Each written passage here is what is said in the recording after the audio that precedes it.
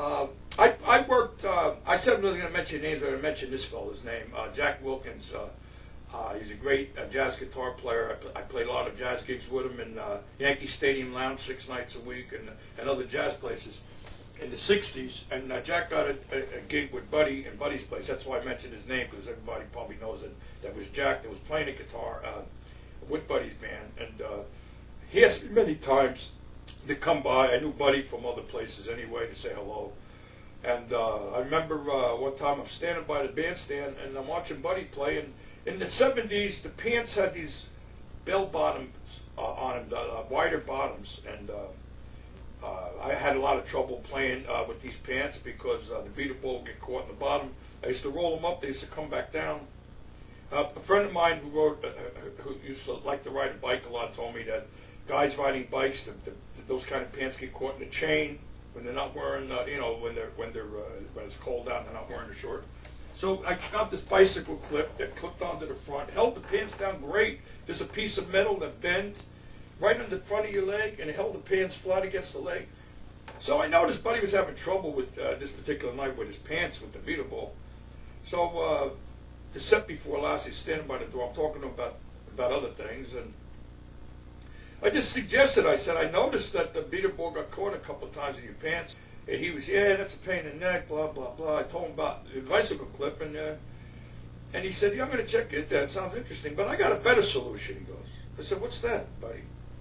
He goes, suppose the next set I play with no pants on.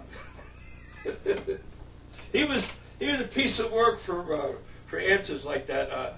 I feel as though Buddy was treated unfairly with these tapes that they have out of him getting mad and cursing at his band. Every leader does that.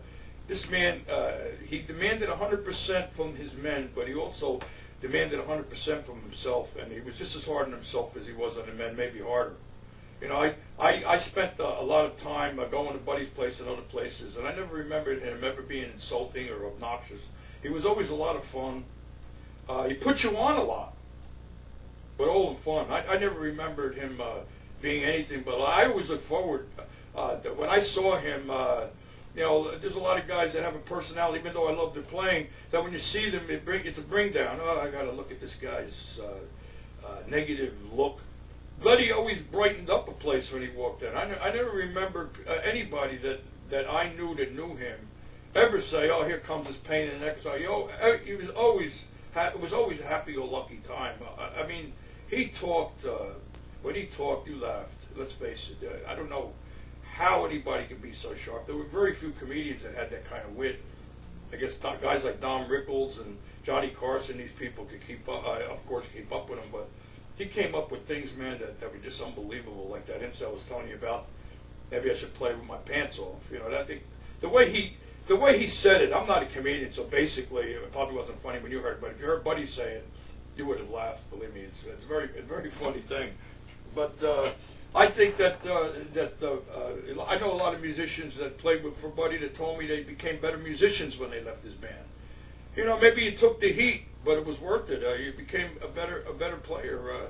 He did not tolerate playing under your ability, and I'm talking about every night.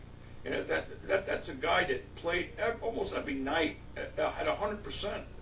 Even in his 60s, it's fantastic how he maintained that high level of playing. I mean, high energy playing like that all night with a big band. Other drummers, you know, we get a break, we're playing with a trio.